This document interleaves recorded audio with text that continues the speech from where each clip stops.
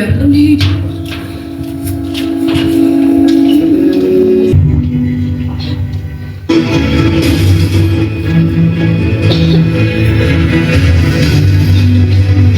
እኔ የራሴን ትዕዛዝ ፈጽሜያለሁ።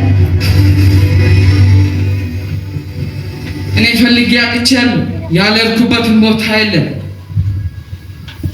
እንጀት ሊያመጥ ይችላል። ከተወለደ ለኛ መጥፎ ነው ብዬ ነበር። አላስተዋልክም እንዴ? ያልፈለኩበት ቦታ የለም እኮ።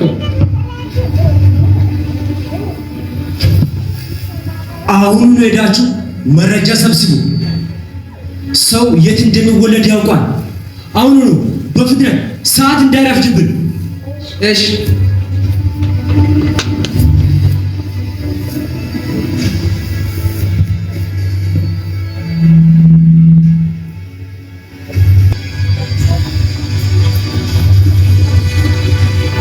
ልናገኘው አንቻልን፣ ግን ሕፃን ተወልዷል የሚለውን ወሬ ሰምተናል።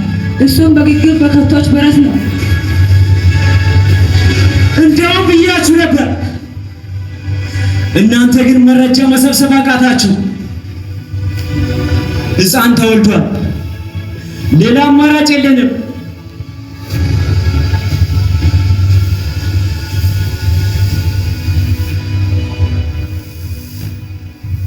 ሄሮድስን መጠቀም አለብን። ሄሮድስን ተጠቅመን በሄሮድስ አማካይነት ከ2 ዓመት በታች ያሉትን ወንድ ሕፃናትን በሙሉ እናስገድላቸዋለን። አው በሄሮድስ እናስገድላቸዋለን። አሁኑኑ በፍጥነት ሄዳችሁ በሄሮድስ ልብ ላይ ገብታችሁ ከ2 ዓመት በታች ያሉት ወንድ ሕፃናትን በሙሉ አሳርዷቸው። እሺ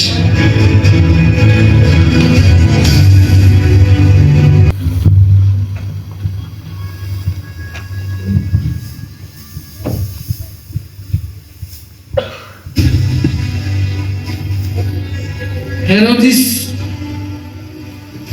አንተ ያልከው ነገር ሁሉ ሆኗል።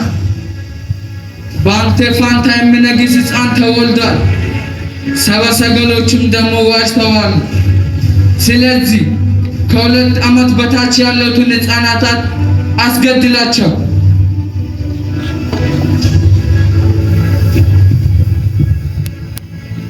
ከ2 ዓመት በታች ያሉ ሕፃናት ወንድ ሕፃናትን ሁሉንም አስገድላቸው። ለምን? በኔ ፋንታ ማንንም መንገስ የለበትም። እኔ በዚህ ምድር እስካለሁ ድረስ ሕፃን ተወልዶ መንገስ የለበትም። ማነህ? አሁኑኑ ሂድና ወንድ ሕፃናትን ሁሉንም አስገድላቸው። ይሄ አዋጅ ደግሞ በሀገር ሁሉ ይሰማ። እሺ ንጉሥ ሆይ፣ እንደዚህ ነው መሆን ያለበት። እኔ ያለው መንገስ የለበት።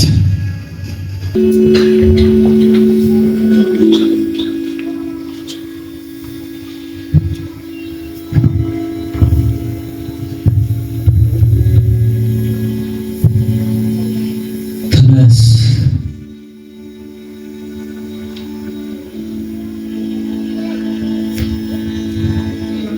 የምትቆይበትን ጊዜ አታውቅምና አሁኑኑ ሕፃኑንና እናቱን ይዘህ ወደ ግብጽ በመሸሽ በዛ ቆይ።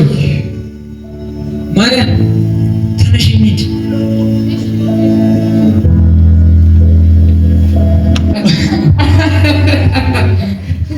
ተሳካልን። ሕፃኑ ተገድሏል። ተሳክቶልን። በጣም ደስ የሚል ዜና ነው። የማሸታችንን አገኝተናል።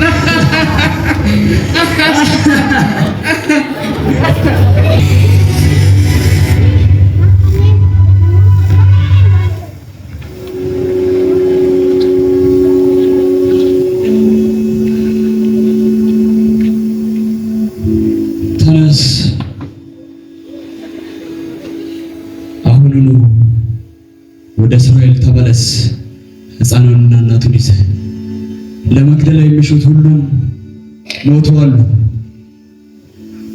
ማርያም